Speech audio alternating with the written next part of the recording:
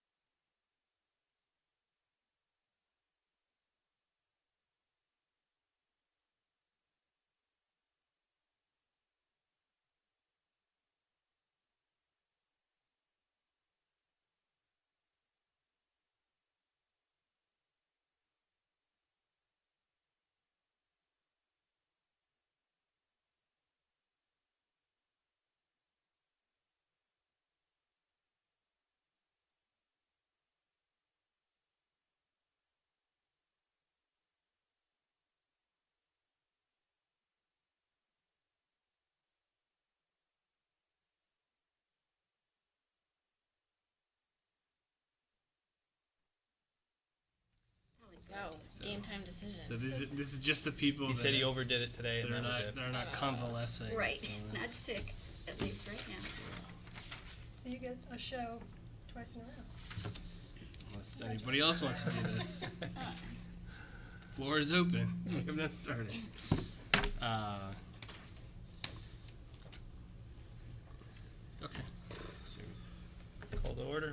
Called to order. Welcome everybody to the March 9th edition of the Montpelier Planning Commission. First order of business is to approve the agenda. There will be no minutes on 5. I'm trying to figure out why the minutes are missing, so, Okay. but I checked the online and we don't have them. Okay, so we will strike number 5.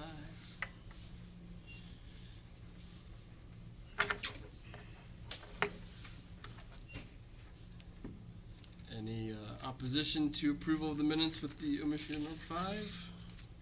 Nope. Passed by unanimous consent. Next is comments from the chair. I have none. Fourth is general business. Comments from the public. There is no members of the public here, so we will move past that. Which brings us straight to number 6.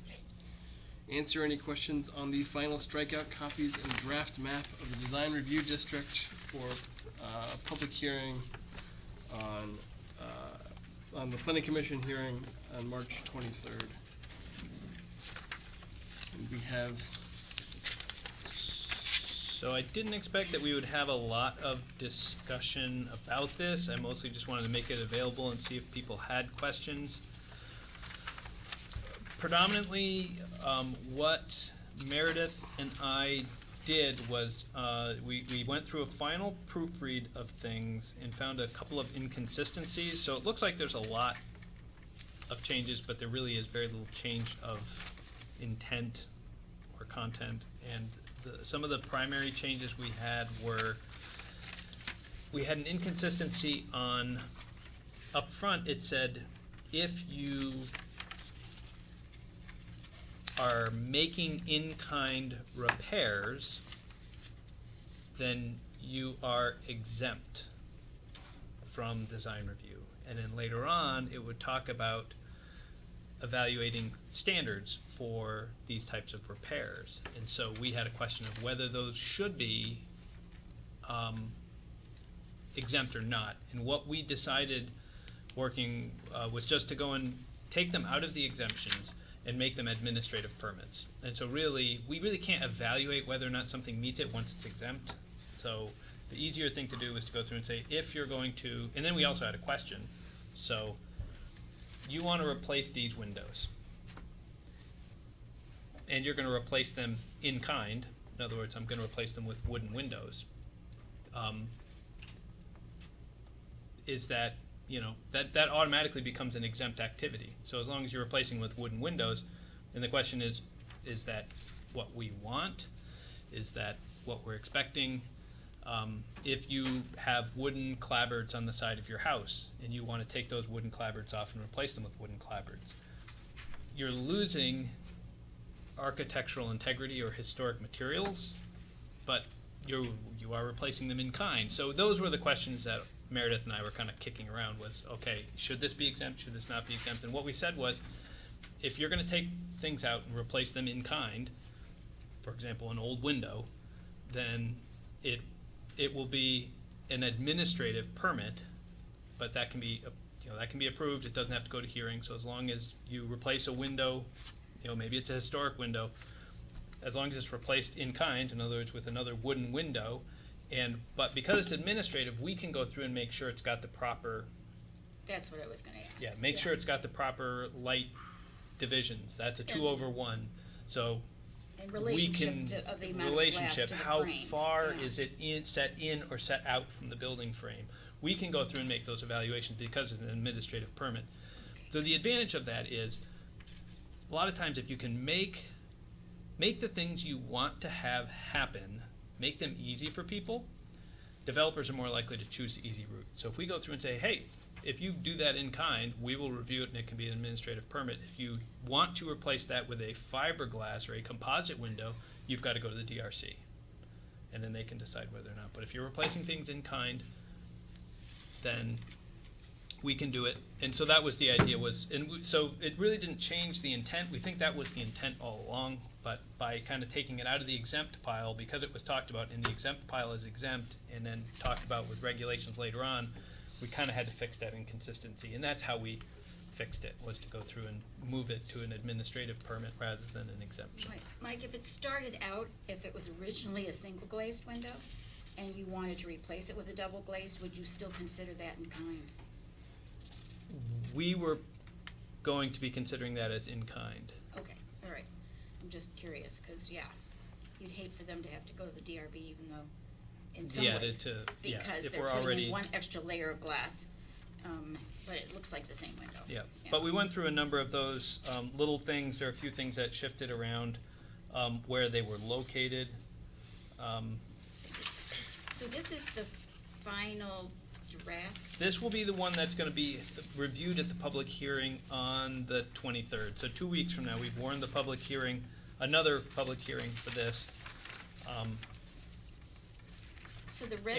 And the other piece that was in there as a part of that, so you can replace those windows, you can replace roofing, you can replace siding. The only thing is, provided it does not destroy character-defining features, and we defined what character-defining features are. So in other words, if there was a, let's say, a stained glass vestibule window, we may go through and say, yeah, you can replace those other windows. This one is a character-defining feature. It's really unique. It's part of this building that it has this. Last 15. Page 15. Yeah, so they're part, like, page 9 has a little bit of the character-defining feature, and so that's where, Oh, sorry. that was the other thing we should mention, is that it wasn't that you could replace anything. Like, if you wanted to replace roofing, as long as you're replacing with a like material, that's fine. The only time that becomes an issue is if it's gonna impact character-defining feature, so. So that was, as I said, we cleaned up a few places where it replicated things in other parts, like demolition, limitations of development in 4413. So those are a couple of places where we said, look, it's already talked about in other places. You don't want to say it twice in the bylaws. You really only want to say things once. So we had a couple of those little things that we cleaned up. You know, having rules that say the outdoor lighting has to meet the rules of 3204. Well, it already has to meet the requirements of 3204. So those types of things. So that was, unless you guys want to go through these on a more careful, detailed point, we were. Can I just ask, we probably talked about this before, but on page 10, where it's talking about architectural features, I mean, you've taken out on historic buildings because it's already part of this section, right? Yes. Okay, so The entire everything section is on historic buildings, so. Historic buildings, Yep. okay. So why was, basically the guts of architectural features struck out? This is, Roman number 6.1.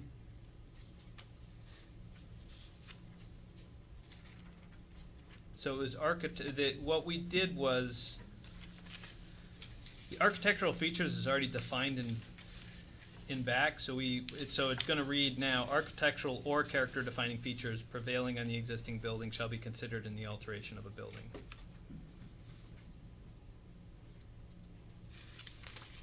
Shall be considered. Yeah, and that was the language that was already there before. Cause Okay, these were so design review guidelines. you felt that it was better not to enumerate them? Yes, Because they're enumerated back here. Because that's the because it's definition. defined later on, and we didn't want to define it differently, so. Right, well, that's And that certainly was true. one of the things we were just trying to avoid.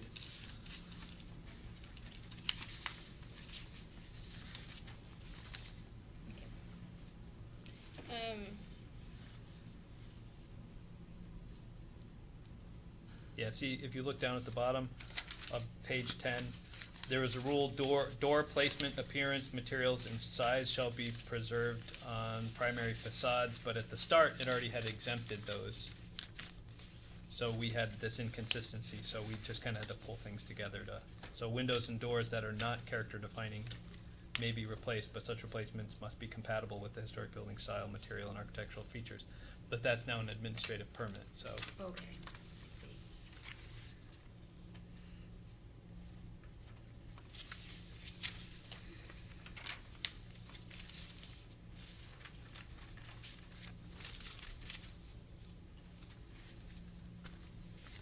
So the red strikeouts happened after the public hearing? After the public hearing, yes. And the blues are additions and the greens are moved.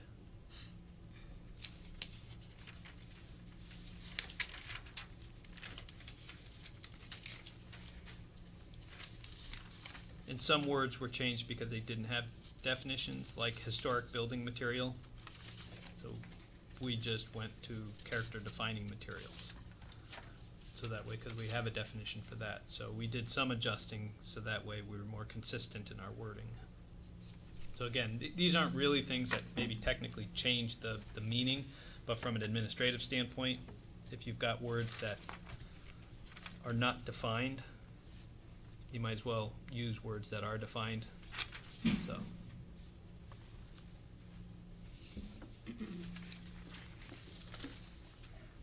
So was that the reason to take out ADA design principles? Page 11. It was, it's already gonna be involved in other development, in other requirements in the regulations. So, Okay. as a So part of it access, as a seems part like- of your site plan requirements, you're gonna be meeting those requirements.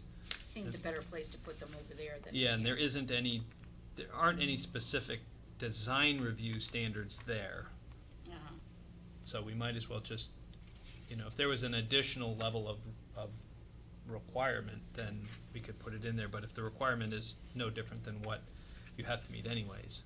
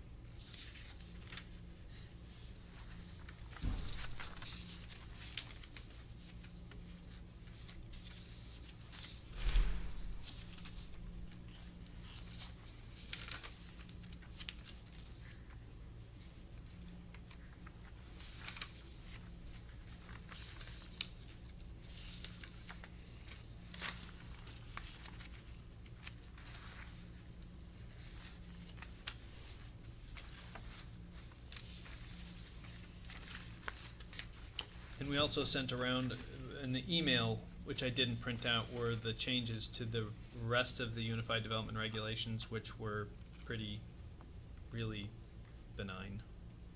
Because we're making changes here, some of the references and some of the lines and other things, especially in like this DRC procedures, we just had to go and acknowledge that the administrative officer had some authorizations. For consistency in the defined terms, character defining materials ought to go under materials, character defining. Because you've got feature, character defining, structure, contributing, structure, non-contributing. That should be materials, comma. I think so. All the others are that way, so.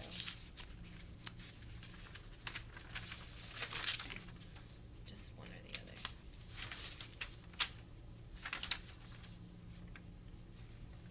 That's nitpicky.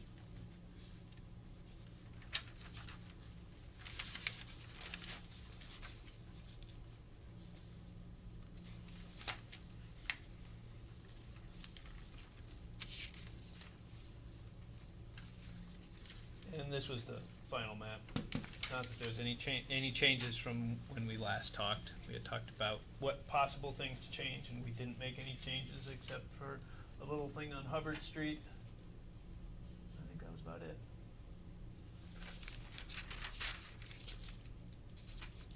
So we've got the final map. It's there, and these are all online for anyone who wants to download them from the website. Mike, can you remind me why View Sheds and Vistas was taken out? We don't have any rules at this point. We don't have any standards or any maps, and I mean that's a really pretty much the definition of what the JAM Golf decision says is if you're going to regulate something, especially scenic or view sheds or vistas, you can't just go and say we're going to protect scenic views. You got to say what the scenic views are, where they views from, and so I think we can have, and I think we do still include views of the dome, but we don't have views generally, and so we'll add those regulations back in once we do a study that goes through and says these are the views we want to protect and from More where. specifically than this definition. Yeah, we need to be more specific. It's kind of like protecting open space. Is protecting open space a field, or is protecting open space a bunch of trees? Because basically, if you're protecting open space, then anything not developed is Yeah, protected, and you can't develop anymore. scrub and who knows what else. Yeah. So usually you got to go through and define what your views are that you want to protect.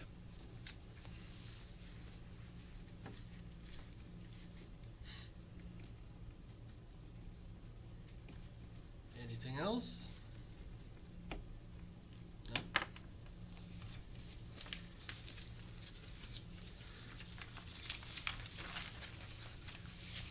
So this will be presented.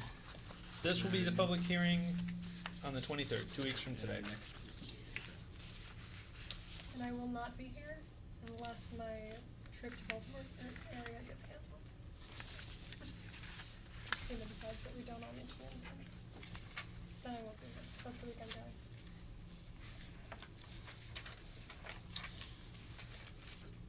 And if anyone has questions, anyone in the public or anyone around here has questions, you can always shoot me emails for the design review hearing. And after this one, it would go to, if we approve it on the 23rd, it'll go to City Council, and there will be another hearing with another opportunity for public comment, so. Great. Okay. Next is review of the draft aspirations and goals of the implementation strategy for the economic development chapter. So I didn't print out more economic development chapters. Do you want me to go print one out? Yeah, I'm sorry. I brought the It is- wrong set of materials. I couldn't find it digitally either. Yeah, that's Oh. good. I was hoping that I could. It is short, right? Okay, well, I can go and print it out real quick. Yeah, and also, Sorry. I did print out some transportation ones. They're gonna be having a meeting tomorrow night to talk about aspirations and goals before they work on strategy, so I figured I'd give you guys the heads up of where they were at. Okay. Let me go print out a couple economic development. Thank you.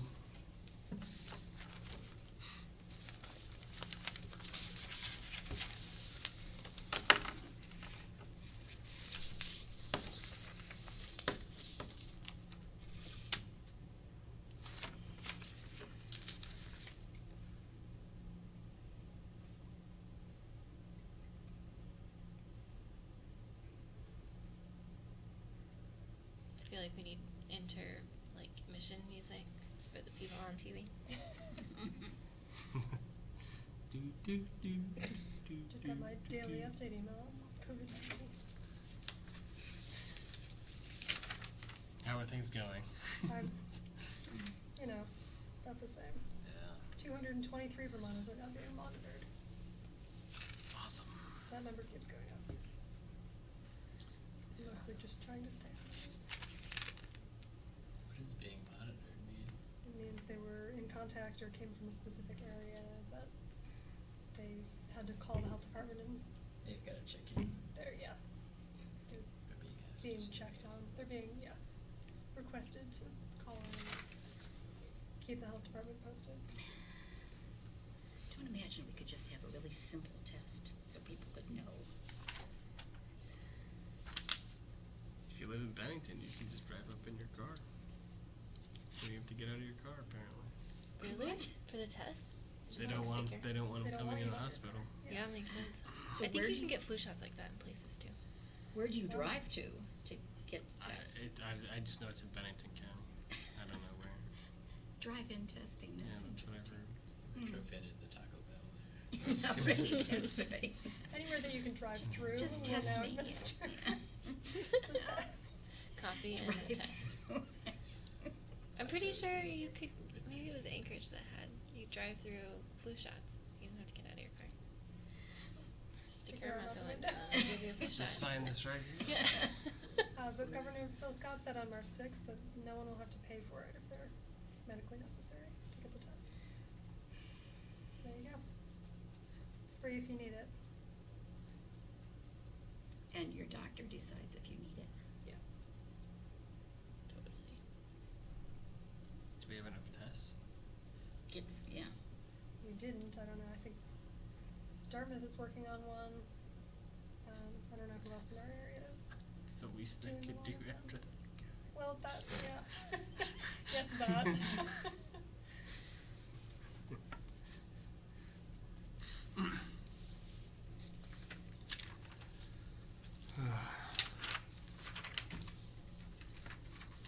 They tell me this is going to be a spring to remember. Just trying to keep things interesting. Yeah. It's already a spring to remember, 64 degrees today. Was it? Just sent out a big conference invite. I will say our registrations are lower, tracking lower than last year. When the is it conference? happening? It's in June. I got an email like a week ago that I don't know if they just got all emergency management people everywhere, but for a conference in DC in June about COVID-19. I'm like, in June? And it was insanely expensive. I'm like, it's gonna be like, that's a little late maybe? I don't know. I don't know the outlays in terms of pandemic management. Like, is there like do we have a timeline? The bell curve look like? Well, that's, yeah, I mean, it's Early bell curve adopters is, like- follow that same curve. Mhm. What's that curve called? You know what I'm talking about. Or is this something that could? Is it a bell curve or is it Right. Yeah, because so just many, a hockey stick? so many people may have already had it and never knew. Or might have it right now and don't know. Yeah, if it's mild, which it is for So- most people. Yeah. Like all these people, well, all of these people, the idea that someone at home could just be watching us discuss this, speculating about this, none of us having any idea. Caveat, don't. Yeah, I- Thank you. Yeah, back to business. Guys, Maybe we're digress. doing a mission. Yeah, we did. We Right, digressed right. pretty quickly. Alright. So. Talked about COVID. That part doesn't need to go on the minute. so I guess one of the first questions, Say that louder. No vote was taken. was whether, I mean, we've been calling it economic development. The city council has goals, and they've couched theirs in the term community prosperity. So I don't know if there's a preference for, I don't think it makes a difference, but if there's a thought, we can always adjust this to be, the chapter name is community prosperity and kind of build off that. I feel like community prosperity could mean lots of things, Okay. not And just we- economic development. We have a development corporation, right? So- Yes. And my hope would be by the end it's not structured around all of these like sections. Anyway, so I guess my point is doesn't matter. Okay. Wait, how would you envision it being structured around what then? Let's say there's like 3 common themes or something, or it could be like people, place, or around 3 big ideas. Okay. And there are just components of all of these things. Like when you read through these, I'm sure they come up in other sections as Sure. well, right? So you're hoping to sort of tie it to a larger No, I mean, that's fine. I was just curious, like, what you were thinking.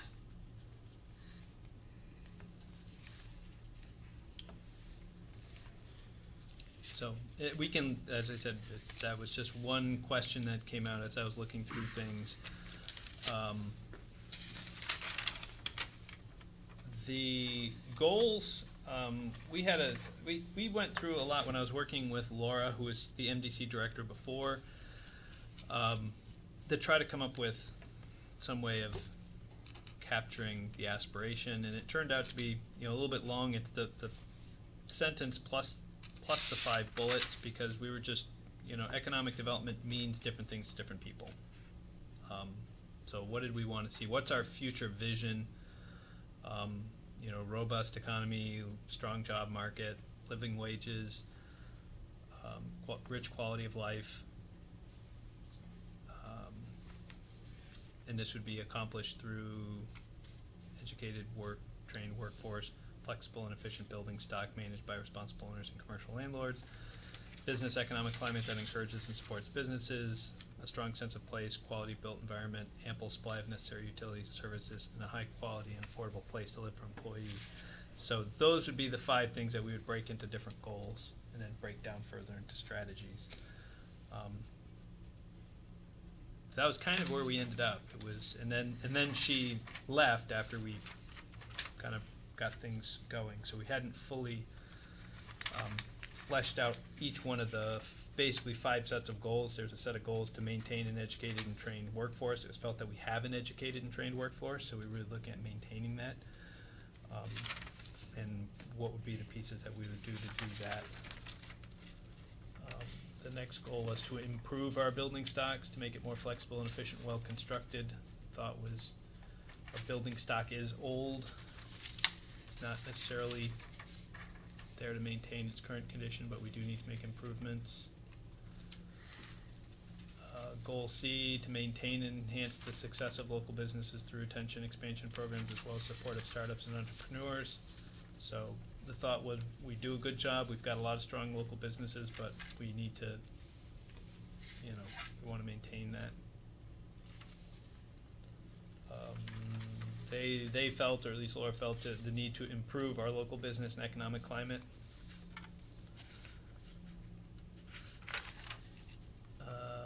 Maintain and improve the sense of place, quality of public built environment, and to improve the quality of affordability of Montpelier as a place to live and work. So a couple of places to improve, a couple of places to maintain or continue.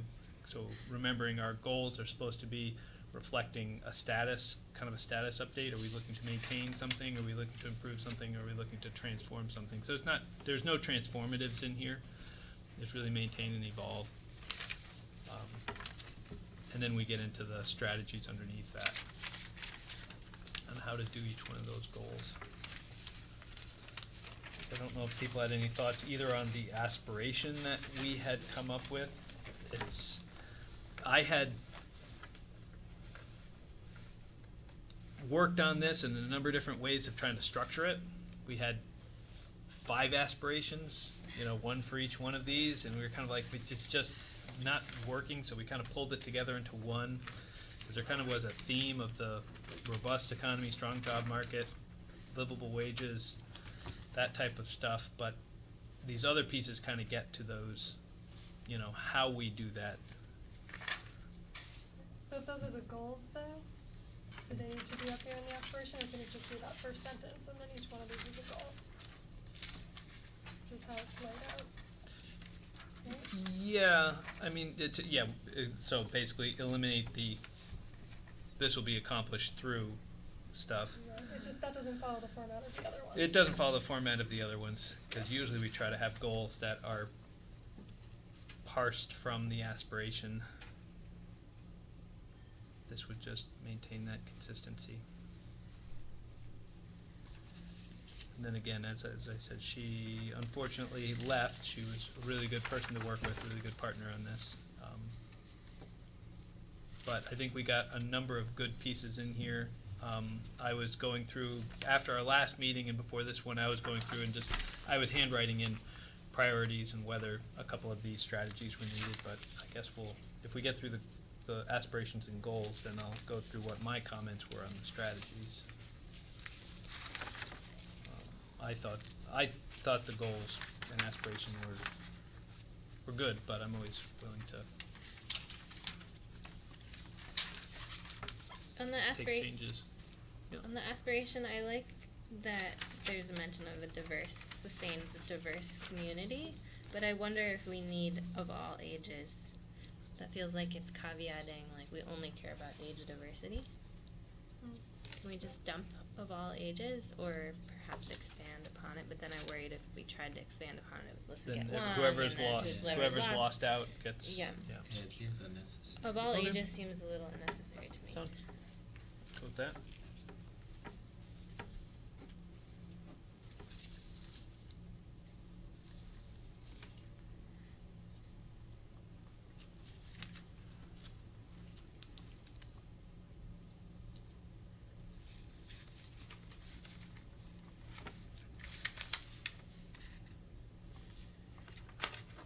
So there's one benchmark here for goal C. Would the idea be to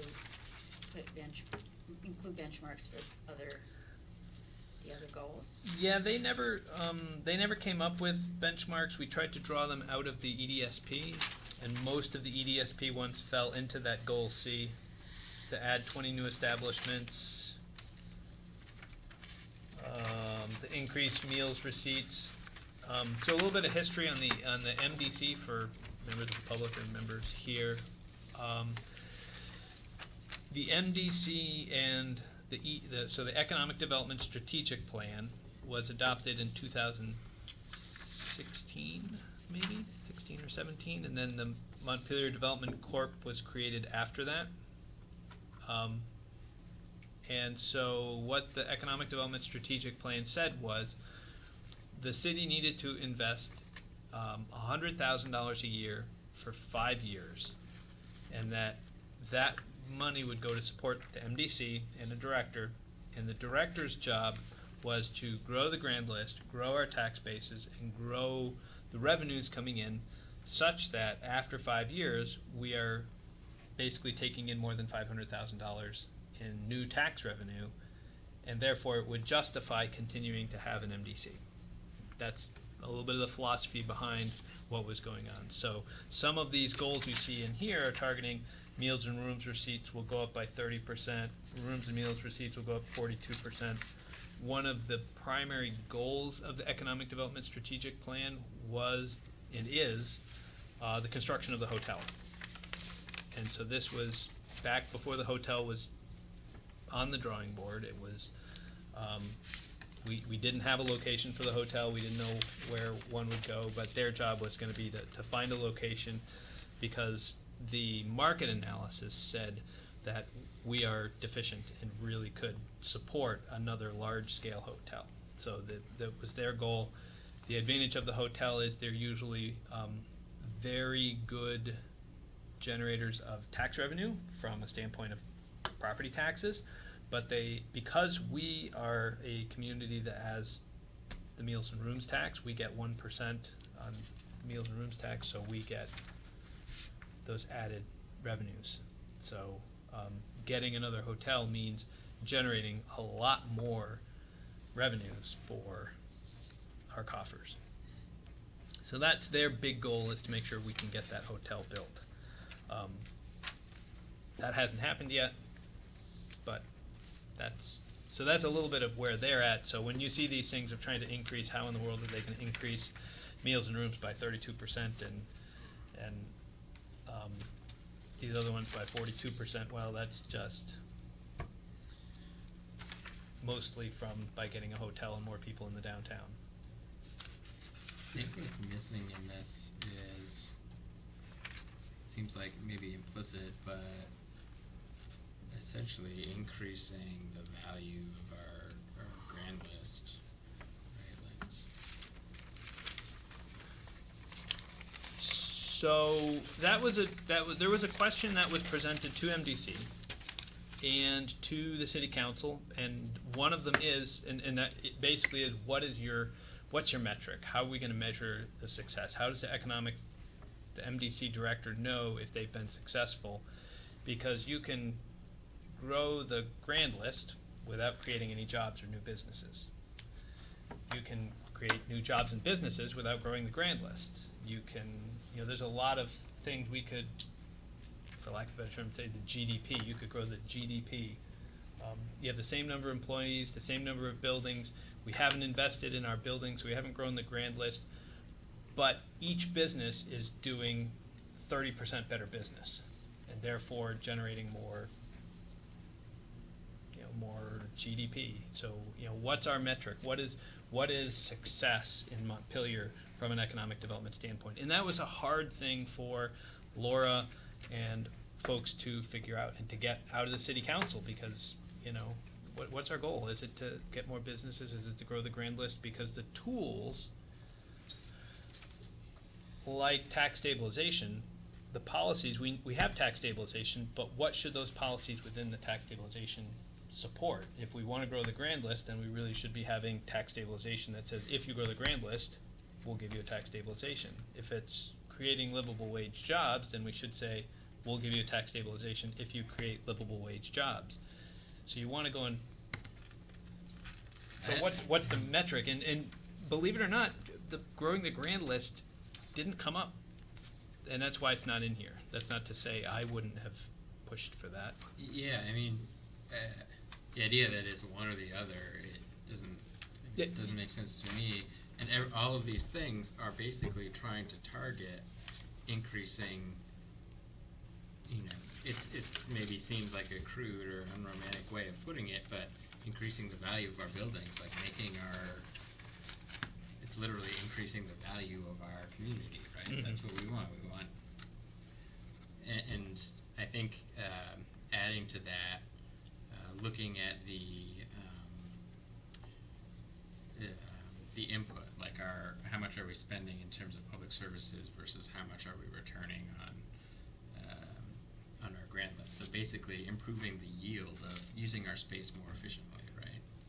So targeting those underutilized areas, like the pit, or there's probably quite a few of them in town, and getting a better increasing, I guess, if we're going to measure it, the grand list in terms of, with regard to the amount of public services we provide. I'm sure there's I'm happy to use the grand list as a metric, and I think absent a MDC director, which we don't have right now, I mean, we may be more, the planning commission may be more in the driver's seat of deciding what our metrics are going to be.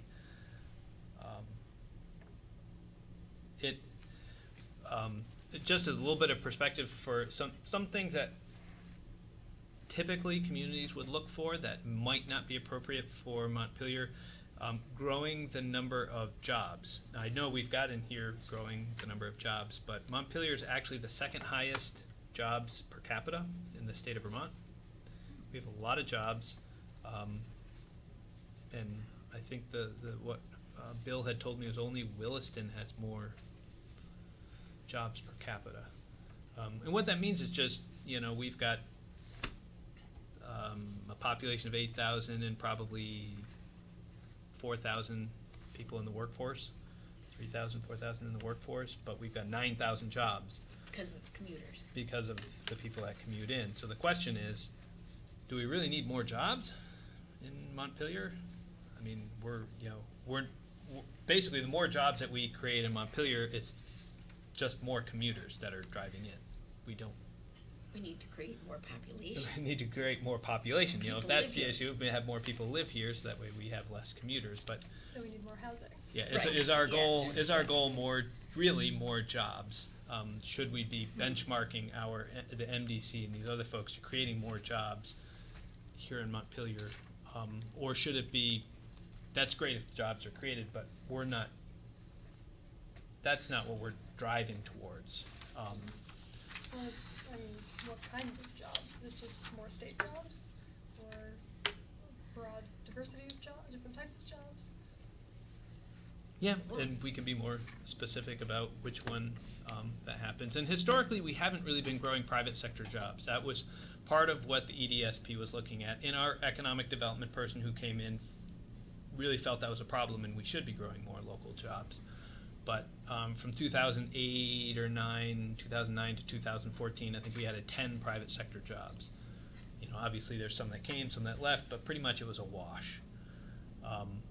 Then we had a bump up in the number of state jobs because of Irene, and then a bump down in the number of state jobs once the repairs to Waterbury were done. So we kind of had this bump up and down, and then we've had some modest increase in private sector jobs, but by and large, we're still right around where we were.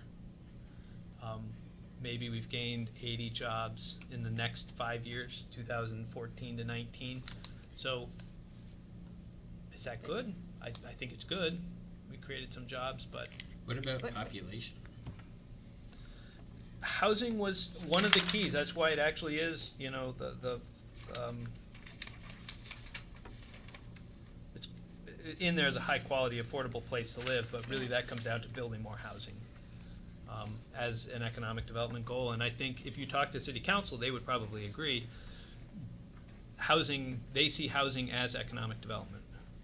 Yeah. Should it be stronger Absolutely. in here then? We could. I mean, certainly these, I made 5 bullets, and we could certainly move these bullets around if we wanted to move them up, move them down in where we see.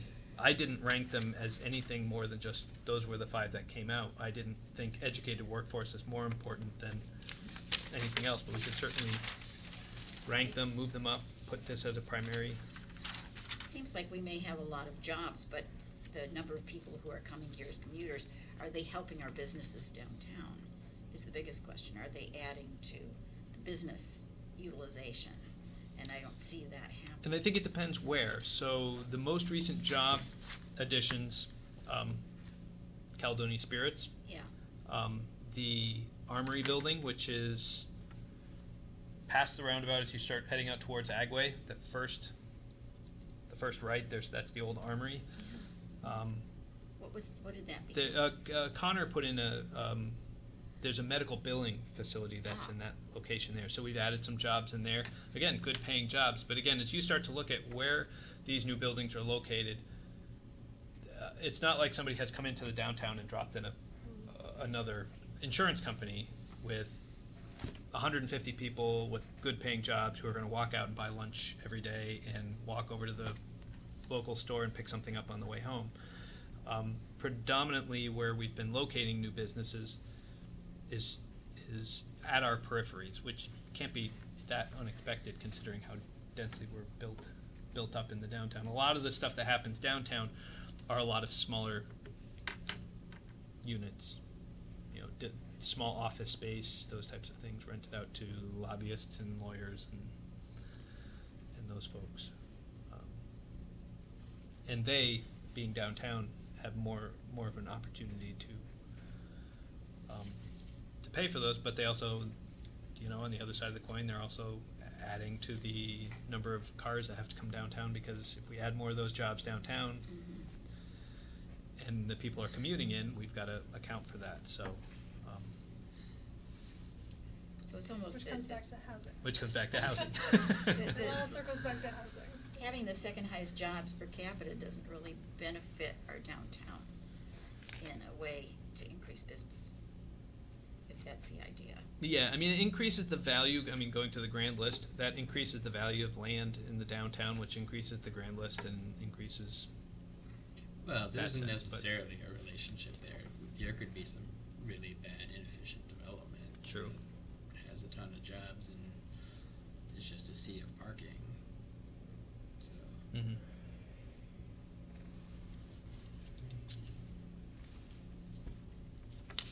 Yeah, it seems like a bit bigger emphasis on population and housing.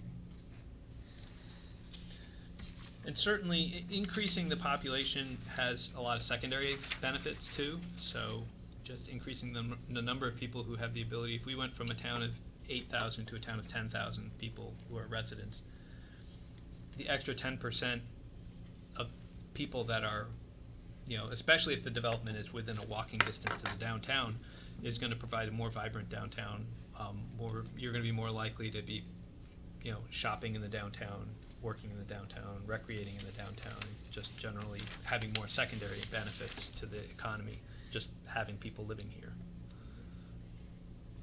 Right, and that seems like it's a pretty important goal for economic development.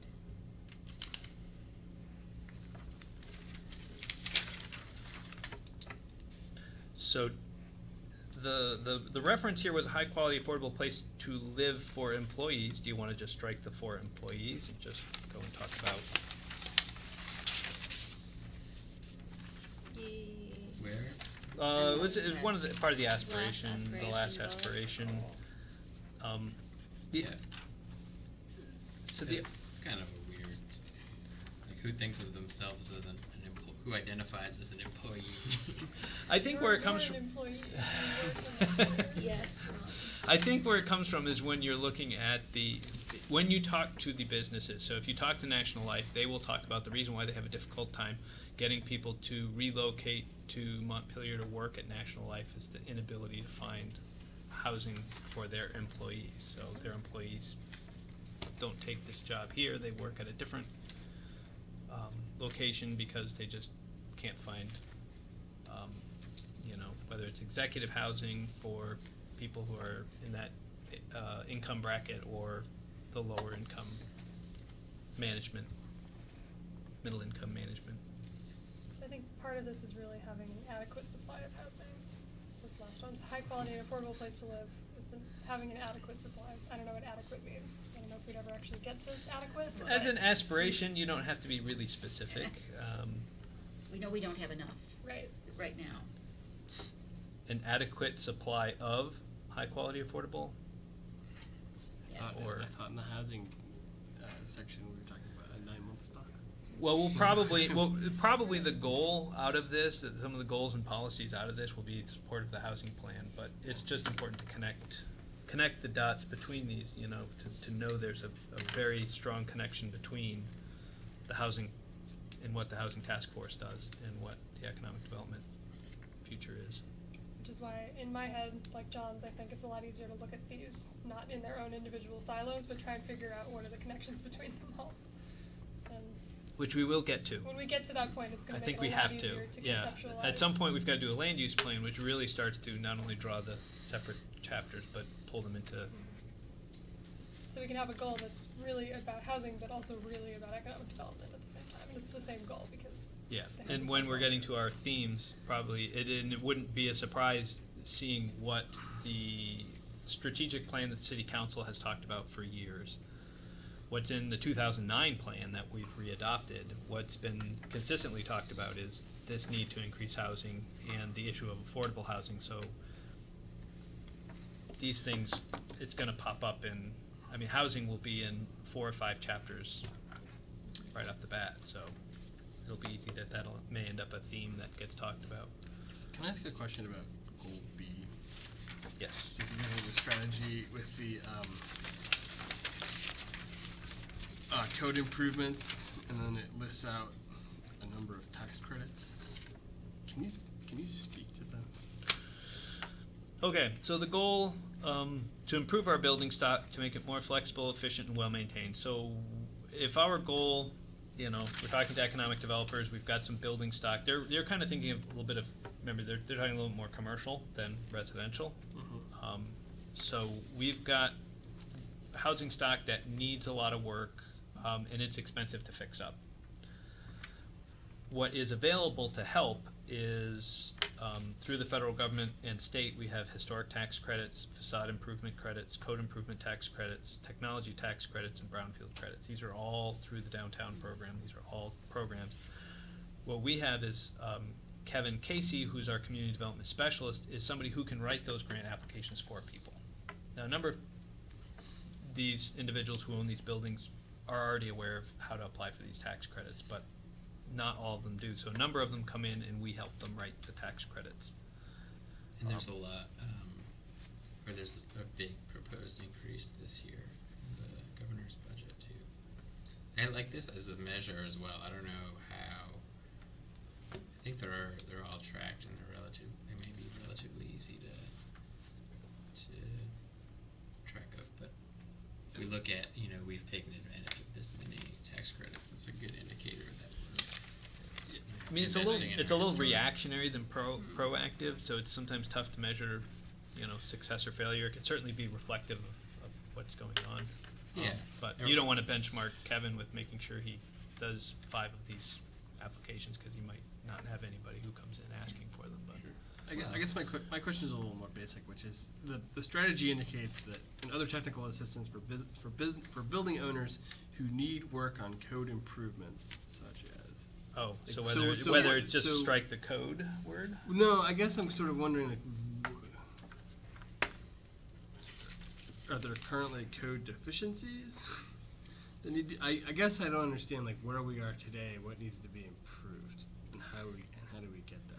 And it's just the way that it's sort of framed right now, I don't understand. Yeah, maybe the word code could come out, who need work on Yeah. improvements. Cause it makes it sound like the bulleted items are code improvements, Yeah. but they're Right. not. But Yeah. we wanna invest in our building stuff and improve it, right? And so And is, these are a bunch of tools to do it. is the concern is that current building owners are not adequately taking advantage of those tools? And we need to figure out ways to encourage them to do that through providing technical assistance, or is there something else going on? I'm just trying to make sense of why those are listed out and what we are not doing with those currently. But we have been taking advantage of some of them, and I think we need to keep it up. Okay. Like the above Abishans and then the transit center and all of that wouldn't have happened if it wasn't for these programs. Okay. Yeah. It still reads poorly. Yeah. Technical assistance for building owners who need work on improvements such as, what the bulleted items are is the technical assistance, not the improvements. Mhm. So I think it just, Oh, okay. Yeah. see how it's reading, it's confusing. Okay. Is it really just sort of coming down to, The we need to technical continue assistance. to provide assistance in taking advantage of these things?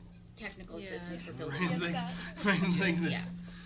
Yeah, Just you strike could the probably whole- fold in the growth centers and downtowns as well too. So Yeah. like Okay, continue to participate in these designated programs and right, okay. and provide assistance for any associated tax credits. Right. Still list the tax credits. Yeah, I don't know that we need to. And, well, I think it's Okay. helpful to see the range of tax credits. I mean, They might change though. I know, but they're interesting. That's why I But put yeah, that's why I they're- put the such as, with just to let Yeah. people Yeah, know yeah, this you're when we're right. talking about this is what we're talking about. Are Right, these I tax didn't credit realize Yeah. that there were this many different It brings it tax to life a credits. little bit. Well, that strategy seems way more manageable now. programs. All right. So it's not the improvements. So we'll just need to. So it will just read other technical assistance for building owners. Such comma, as. Such as. Okay. And again, remember at the last meeting, we talked about reshuffling these, so that way we'll pull all the continue to the bottom. Yep. We will, bike rack some of the ones that, getting everyone else to use that now. Why are good, we right? bike racking and? Cause I said, put them in a parking lot, and everyone said, we don't put things in parking lots anymore, we put them in bike racks. Well, I had So. just heard it like that day. they're. So it's spreading So it around. sticks, so it's spreading fast. Or do we want to do that today, or some? We don't have to, the only one I had picked out so far was at the top of that page on page 2, I guess this page isn't numbered, but for the MDC to develop an outreach program that connects workforce training by partners, including CCB, through the state, that our businesses need to understand their community. I put that as priority low, I didn't know if it was needed. Yeah. That's one of those ones I would probably stick in the bike rack. Yeah. Good idea. It's not something a municipality should be doing. Yeah, and it wasn't a priority. I mean, we want to make sure we educate and train folks, but we probably have the most educated workforce in the state, I would bet. I mean, it's really crazy if you look at the statistics of, Underemployed. yeah, 50, yeah, 50% of people have master's degrees and above. It's, or some What? With Montpelier ridiculous residents? word. It's a ridiculous number. This goal is maybe like when you think about maintaining an educated and trained workforce, might be a bit awkward. Is that really our goal, or is our goal that our employers have, the supply meets the demand? Whether people to match are education and workforce training with appropriate employment opportunities. well, is the end goal really to have people be educated or trained, or is it like that we have people, they have jobs, the employers who have jobs have the right people? I don't know. Everybody's happy. Yeah. It's It's working. how to match. That was where we came up with. We wanted to focus on the worker, as opposed to framing the worker as a commodity. Was kind of what we were trying to do, is to make sure, we care about educating the people who are in the workforce, as opposed to saying if we want to make sure we've got the right mix, then it might mean, Barb, you gotta go, because we've got a better fit who's gonna take over. Right. My job is And being you'll be like, retired. hey, wait, I'm a resident of Montpelier, and it's like, yeah, but you're not the right resident, we need a better resident than you, Barb. That We're gonna- fits in that training. Fits in Yeah. our, so that was why we framed it. But knowing there's different ways to peel it. But on the other hand, then, do we want to take steps to create more work opportunities for our highly educated Yeah. workforce? And create more jobs? And have Yeah. it back. Yeah. So yeah, so that comes back to C. I mean, we talked about wanting to increase the housing, and their focus was on creating 20 new establishments and increasing the taxes, and John Increasing our mentioned- taxes. Increasing the tax- rooms and meals. Yeah. Receipts. Receipts. We want Yeah, more people, We not, don't get those. we need to get more Our goal people is- drinking and eating downtown. Danger.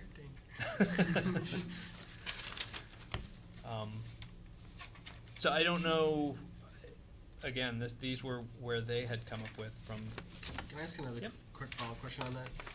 The 30% meals receipts and the 42% rooms and meals receipts, you were saying that was that was keyed to the construction of the new hotel. Is that Mhm. exclusively keyed to that, or is there other sort of considerations that went into that calculation? it was keyed mostly to the hotel. Okay. And I think there's one thing it must be something wrong in here, because one says meals and one says rooms and meals, so there must be Yeah, rooms, and there's- because there should be, I think there's alcohol is the other one in there, so one of these should say alcohol and one should be meals and rooms or something like that. It says over 5 years, 2021. Is that 5 years after 2021? No, it's because it started in 2016. It was 2016. Right, so this needs to be That- updated. Yeah, well, that was, like, as we said, when we were working on this, that we were pulling out what was their metrics, knowing that we'll probably have to adjust it. Yeah, it's just the reason why I ask is because like 42% is a pretty precise number. Yeah, and Yeah. it was is amazing. very precise, because I think they were looking at a very specific target of hitting that $100,000 a year in revenue, so I think they were looking at, Okay. if we get That makes this, sense. this bite here in alcohol, and we get this bite out of rooms, and this bite out of meals, then Then you break even. we break our $100,000 target. That makes sense. I mean, shouldn't we have an idea included in here with Airbnb? There's an increase in rooms and meals. Yep. So, but do we even know what that is for Montpelier? I don't know, but again, what they would say is, doesn't really matter how we increase it. We could go for the home run and just get the hotel and we're done, or we're gonna have to do this by a lot of little bites. Mm-hmm. Yeah, I mean, that's what, Airbnb, just saying is it's not strictly the hotel. It yes, doesn't have to not be strictly Yeah. just the hotel. So we're already doing some of this, but we just don't know how much. Yep. And again, being without an MDC director, they're doing what they can through their board of directors at this point.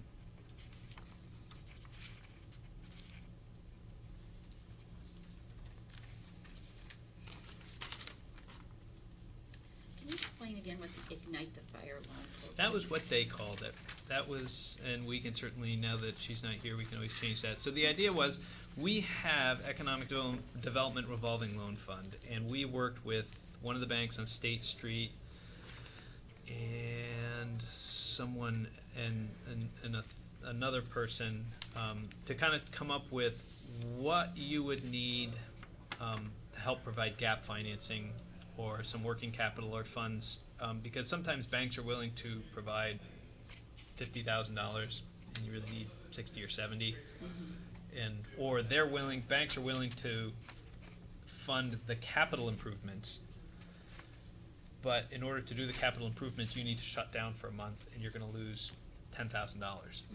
So how do we come up with the $10,000 so they can continue to pay their employees and pay their bills while they can make these improvements? Well, we can provide gap financing, and the businesses themselves and the MDC director came up with these, and this was just, how can we get people who are just on the edge of saying, I'm willing to invest, but I just need this to get through that. And so they, because we have the revolving loan fund funds that have been sitting there, we said, how could we best use $60,000 to help you guys? And they said, well, being able to do these small loans would be able to help. So that's what it is can we get these small businesses, the Onion River Sports or the whatever, to go through and say, we can, we need to grow, we can't grow unless we can do this. And that's kind of the thought. Ignite the fire, collect the insurance money. Oh, Now we have to rename it, obviously, because Not gonna work. that's now in the record. Yeah. Well done. The record. Yeah, especially if there's some coincidence where that happens to happen during a Yeah. Ignite the Fire loan Toast. program, and then shortly thereafter. But that's the idea. thanks.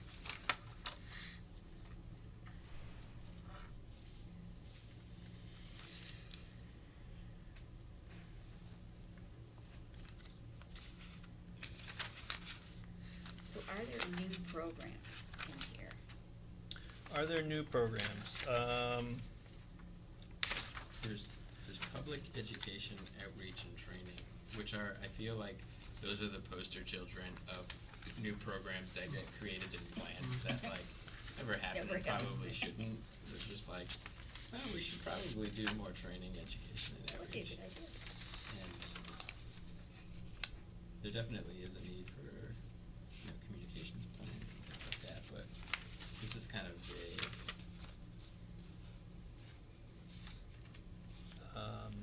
So yeah, I mean, there was one on the second page about development of the pit. That's new.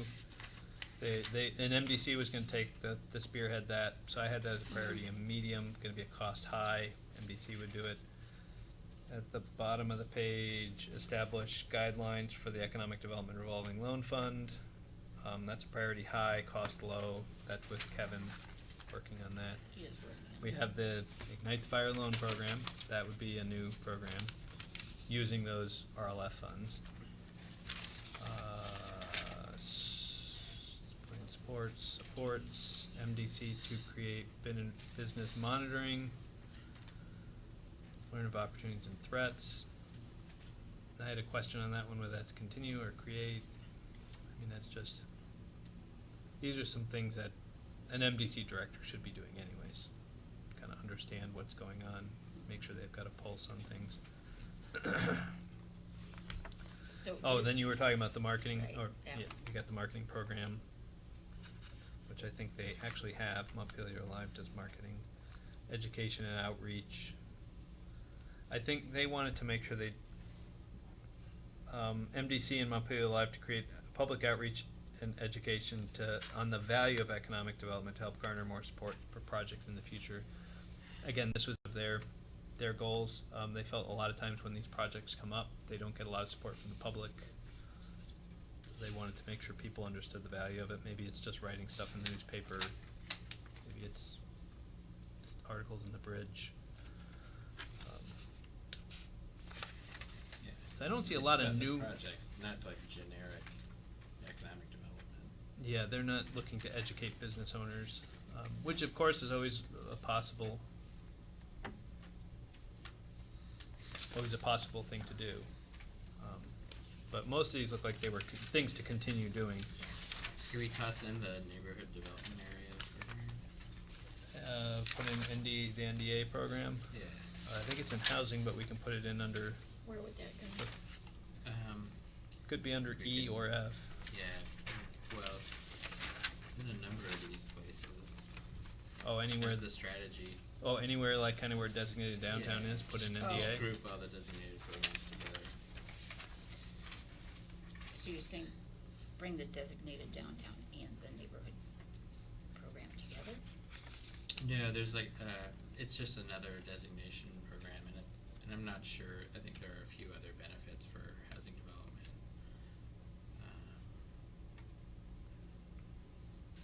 And it seems like if that's part of our economic development strategy, that would be a low cost, Mm-hmm. potentially high benefit.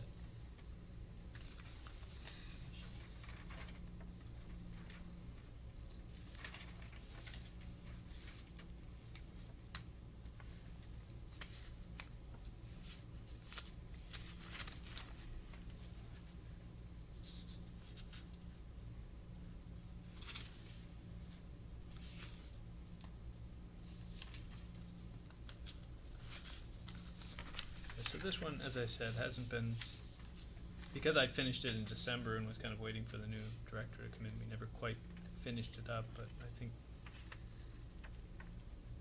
So Or I'd if be you guys are correctly comfortable saying with some- that they're not going to hire they're a not new gonna hire, director? they're not reposting it.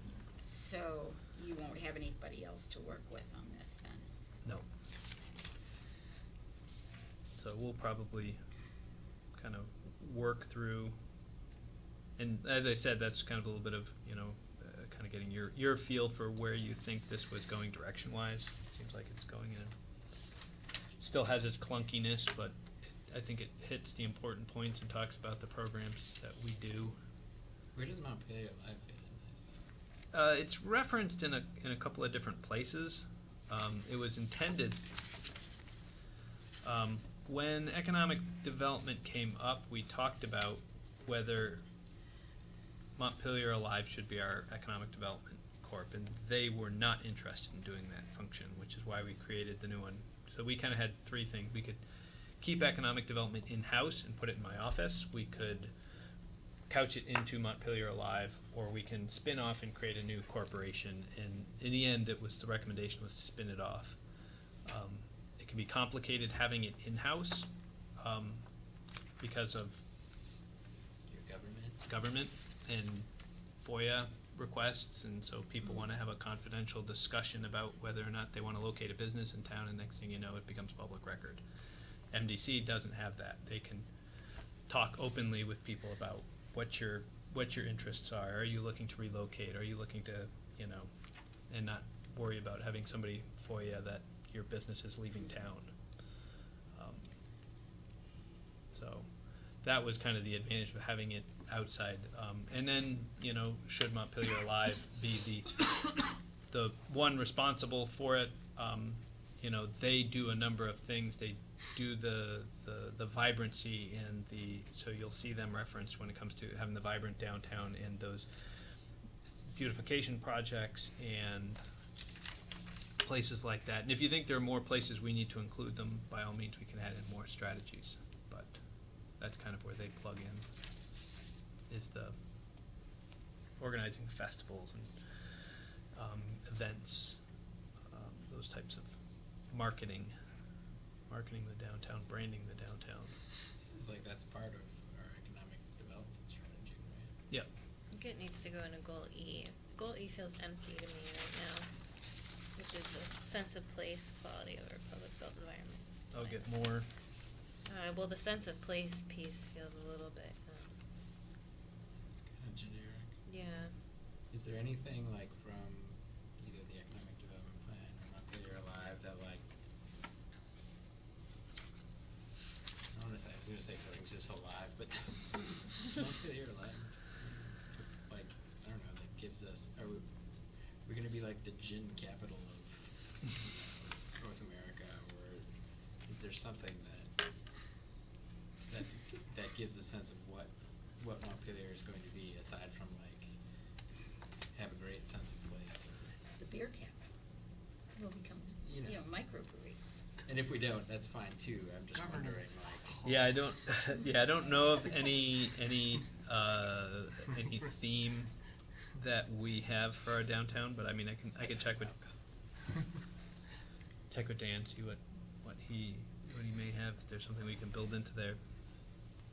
If there is, I feel like we should Highlight work there, towards it, yeah, or agree. make sure that we're enabling that. But yeah, I agree. We don't have a lot of in here, and I'll try to see where we can increase Montpelier Alive's connections in Place here. for bureaucrats during the day. I thought we decided that it was Montpelier a decent place for humans. Isn't it? That was a while ago. Yeah. Why can't we just stick with that? It's a good place to for the- humans. I think it was Just a decent. decent place. A decent place for humans. And their pets. So, yeah, what about the animals? Yeah. What about trouble? Oh, man. Acceptable for humans, great for dogs. What's the continue to plan for a project to upgrade the downtown streetscapes to make the entire downtown have a unified, pleasant, and safe appearance? So Safe that- appearance is also safe appearance. Yes. should also actually be safe. Yeah, actually, yeah, it shouldn't just appear safe. It should actually be safe. Is that a plan that's ongoing or? Yeah, I mean, it's the storyboards and stuff that are out in the hallway right now for the Okay. downtown master plan. Got it, So okay. that's the downtown master plan project. Yeah, I think it's supposed to be a unified and pleasant appearance, and also safe. Safe is supposed to be somewhere else. Yeah. It's okay, kid. It looks safe. Perception is reality. Isn't that what they say now? It's true, because it could be safe and you might not feel safe. Well, I agree. I think it's two. You should feel safe, and it should also be safe.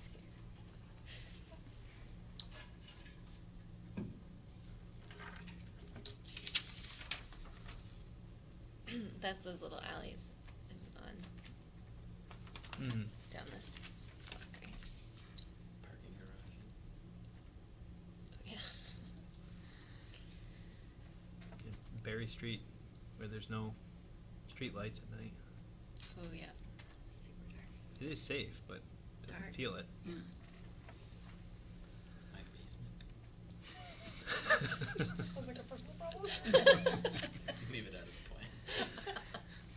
Upgrade that. We'll those create a street program sweeps for. in John's basement. All right, so I can go through and work on these, kind of clean these things up, add the priorities, costs, and we can work on that a little bit. Yeah, I'll just say that the priorities and costs piece is really helpful the last time we went through the historic district. Yeah. It's really helpful. And if, and again, we'll have another stab at this one, I think, just to make sure we can go through and think about it a little bit. As I said, it's not as fully developed a plan as some of the other ones that you've gotten or will get, so, if you think of things that you're like, when you're walking home, or driving home, go and say, didn't talk about that's missing. Shoot an email. Do we have to modify, bullet number 2, where it says the MDC is led by a part-time director? Is that the intention? The highlighted piece, these are things that we really have to go through, and I've got to clean up. I mean, these are just here almost as placeholders, not really gonna be in the plan. These were just to help educate people as they're reviewing these, to go through and say, oh, okay, I didn't realize. But there is no director now, There is no director right now. and is the goal to eventually have a director, or are they not even looking that far? It doesn't look like they're looking for one right now, so Okay. that Not. may end up not having a director. So, the implementation of all of this then falls on who? It'll be their board of directors, and what they're trying to do is to either find people in-house that can do this, or they have the $100,000 a year in funding that they get from the city, and rather than take all that money and hire a director, they'll take that money and hire contractors to do various pieces. So, So they're gonna be a much more active board of directors than, yeah, Would they typically. kinda have to. yeah. Was that the case before, or is that gonna be a change for them? Well, it used to be that the board of directors would kind of oversee the executive director and kind of, make recommendations, and now, because there's no executive director, they have to, for example, hire the contractor, as opposed to telling a director, yeah, hire a contractor to do that. So they're going to be implementing any of these strategies, goals. Yep, so So we'll they- probably have to, when we finish this up, I'll probably work with Kevin to go and meet with them, because they meet early in the morning, so we'll probably do a presentation with them that goes, this is where we came. So we need to make, that they should then be mentioned as the implementation Yep. body. I don't know what you call them.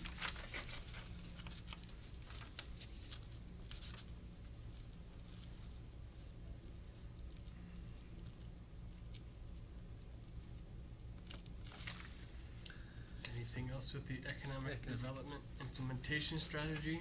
Did we wanna switch the order, or at least pull that last one up to the first one, and then reorder? Have a high quality affordable place to live up top, Oh, goal so it's F, the you mean? goal A, make goal F, goal A. We talked about maybe Yeah. promoting it, making sure it was, Are we talking about the high quality and affordable places to live? or do we not care I the mean, I don't really order? care at this point. I don't think Okay. we need to make this.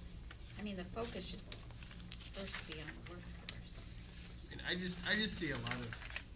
I mean, I'm with John and Stephanie with this. I feel like there's a lot of tie-ins here that I see with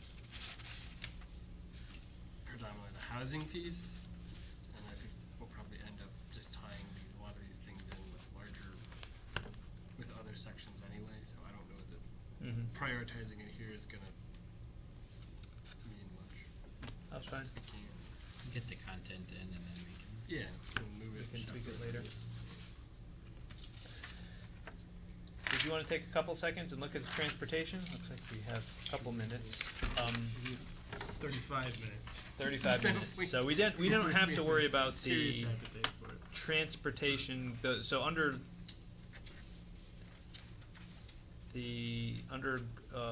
there's a set of strategies in there, just ignore those strategies because they haven't been working on them. So what the transportation committee, they have met already, and they came up with, on their own, with some help afterwards to massage it, 3 aspirations for transportation. So the first aspiration, it's easy to live and work in Montpelier without a car. There is an integrated multimodal system that prioritizes active mobility and meets the mobility needs of all users. So that's one of the future aspirations. Montpelier will have a built environment and transportation system that is safe, attractive, and contributes to a vital and lively community. And the third aspiration is Montpelier's transportation system will be sustainable and environmentally responsible. So they went through, because there's a lot to talk about in transportation. You not only have your walking, biking, and driving, and parking cars, and public transportation, but you have the impacts of those, and having a goal of things being safe and attractive. So they had a lot of pieces, and how they wanted to kind of, you could put all those pieces together in different ways. And this was how they decided to put them together. One that kind of talks about the system up top.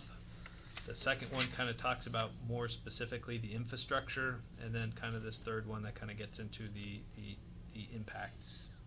So,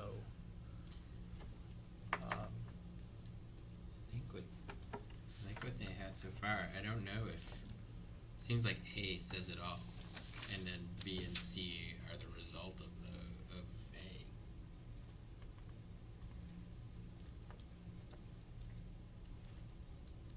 Okay, well, we'll go through the goals and then see if we can, if you think reshuffling it. So the way they would accomplish this goal A is walking in Montpelier will be safer, easier, and more attractive. And then they'll have some strategies for how to meet that. And biking in Montpelier will be safer and easier. Mobility, the third one, mobility sharing options will be much more available. I think we remember what so mobility sharing is your car shares and your different microtransit and other opportunities like that. Public transit That would be public transit. is 4, will be more convenient and available. And 5 is more housing and commercial development in downtown. Montpelier will create a pedestrian core where trips can be completed without use of the car. So they kind of have these 5 primary goals in order to accomplish that. So this one didn't come out as because they did a lot of this work themselves and working on this. It was a little less, the economic development, the housing, and the historic kind of were very, as John would say, very clunky. It just kind of, blah, blah, blah, blah, blah. They have a little less of these real connections, but at the same time, I think it's there because the aspiration is talked about what they want to see, a multimodal system that prioritizes cars, and then they talk about the different modes of transportation: walking, biking, driving. And then I think the only thing they had been talking to me about at the last meeting when we talked was, all right, well, where does parking go? And I think parking ends up somewhere in B. Where? In the next aspiration, B. But that was, their real thing was, they wanted to get that aspiration, that first statement, and they actually reshuffled things to put that up first, that it is easy to live and work in Montpelier without a car. So the thought of that is, that's the vision, that's the aspiration, that's what we want to get to. It's not saying we're going to take away your cars.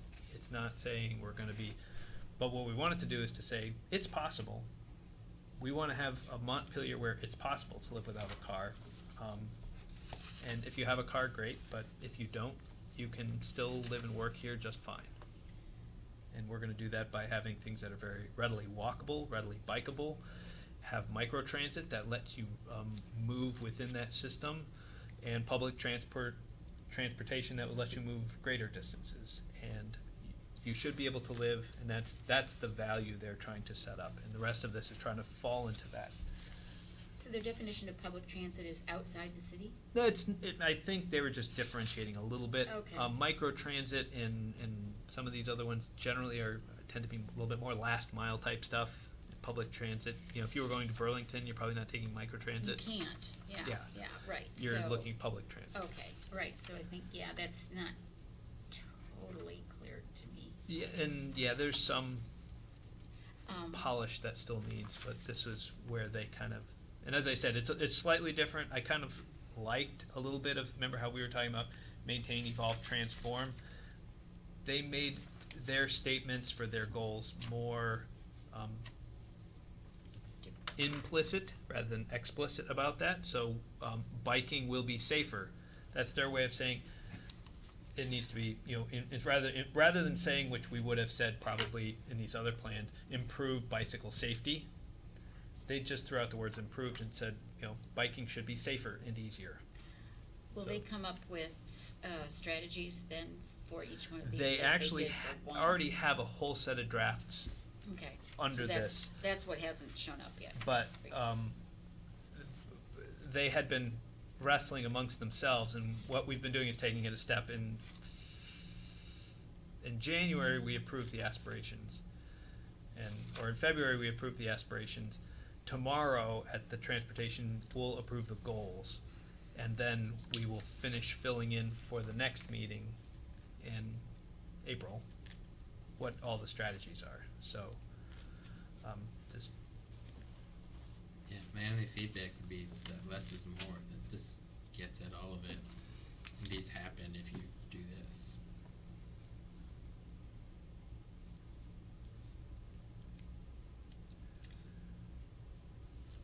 transportation. I think there could be other things you could add in the sustainable and environmentally responsible beyond minimizing, making it so people don't have to use cars. So, yeah, they're looking at, under the sustainable and environmentally responsible, they're gonna be looking at stormwater as well as, Yeah, stormwater. climate impacts. You know, people can drive, can we get people to shift from fossil fuels to electric vehicles? Yeah. Or, that's a different, and again, trying to capture the fact that, you know, 2/3 of our working population are commuters. So, But you're saying parking would go under, I think parking they were gonna get Aspiration under B, and I'm trying to remember, moving around Montpelier will be safe for travelers. So what B was kind of looking at was more of the design. I can see where John's going, where these, A and B Those do, yeah. could have a certain amount, and I'll work with them.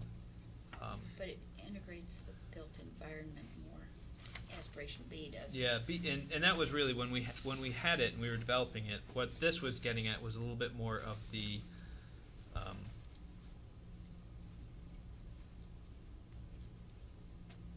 The connection between yeah, the because built up top we environment are and talking the about having a goal walking. that is safer and easier and more attractive. And so if we're talking about safety in A, why is it in B? And But- maybe that's, B is talking about the built environment could incorporate things that wouldn't be touched on in A necessarily. Because this A is really about transportation. About mobility, I guess that would be.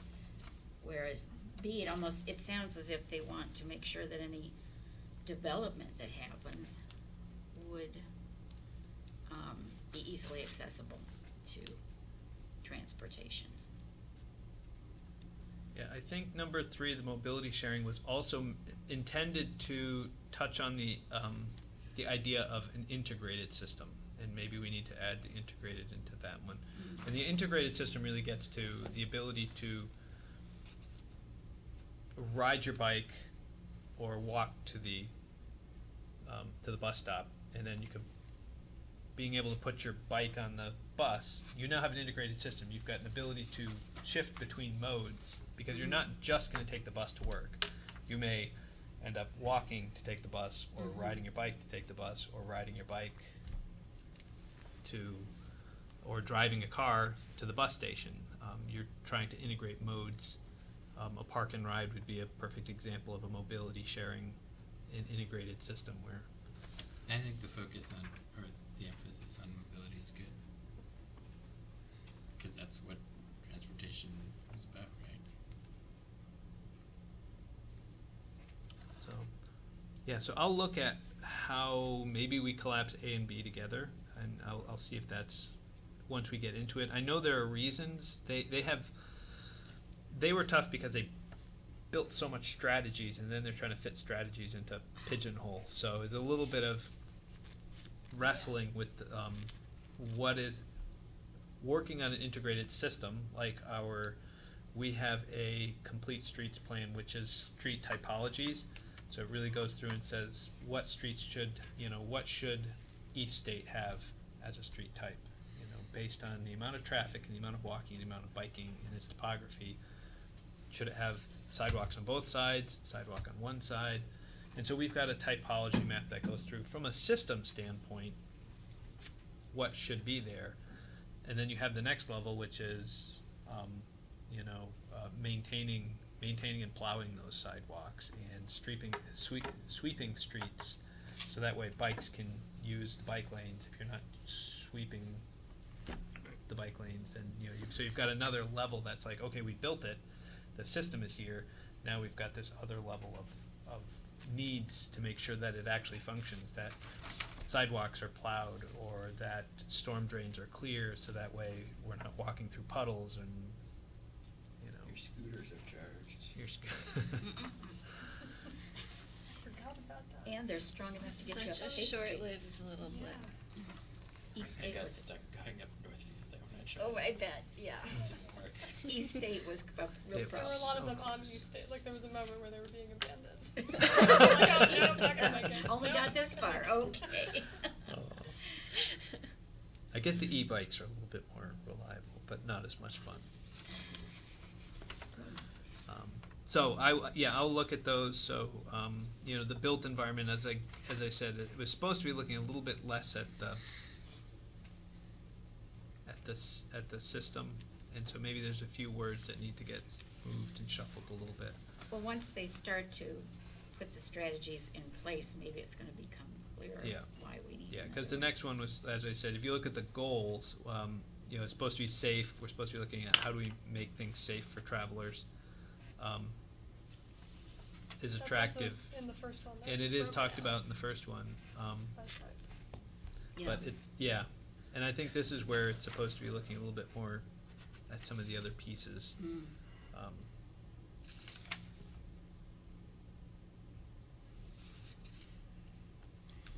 So they're still working we'll on see. this. They are still and- working, they're working, as I said, they're working on the goals tomorrow, they're gonna get the goals approved, and then we'll work on some of the strategies. But I think, my sense is, they've done a pretty good job of capturing the big things that need to get talked about. Now, how we can get them organized, to make a lot of sense, as it's, these guys had 5 and then 3, and they had everyone come up with them, and there's been a lot of shuffling and moving pieces and parts. And then they'll move a piece, and then they'll realize, like, parking doesn't have a home, we really should have something on parking, so at least we can talk about, you know, are we gonna use demand management for parking? Are we going to not have any parking in the downtown? We just need to have a place where we talk about what our parking policies Yeah, should be. so that Are would we actually gonna, become a goal. you know, do we want on-street parking or not on-street parking, or is it just, So they would add a goal for parking? I'm not sure if it's gonna be in the goal, if there'll be a specific one that talks about it, or if it's just gonna be part of the policies that go into the transportation system.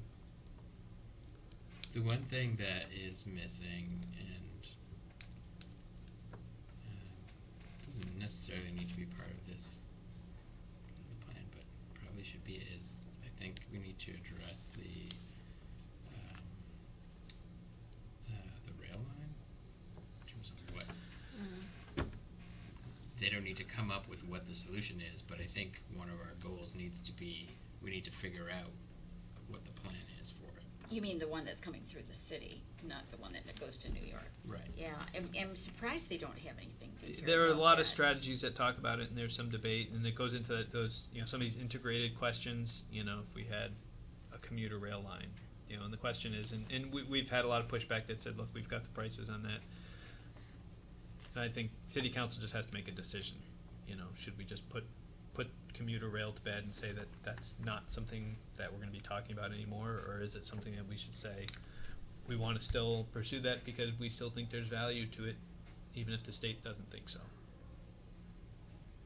Well, I think our goal should be that leaving things status quo probably isn't great for Montpelier. That would be my sense. I mean, we have a rail line that's used rarely. I mean, they're running a little bit of granite, and they run an occasional train out to deliver fuel to some of the fuel dealers. But it's an underutilized resource as far as I'm concerned.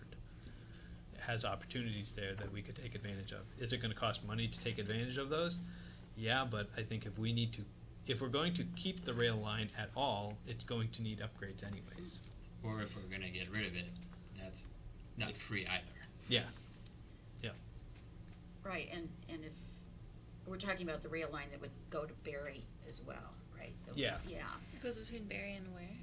It starts in Montpelier Junction, on the other side of the interstate, and it runs through downtown, and then it goes up on the other side of the river through Berlin, and it heads out to Barry City.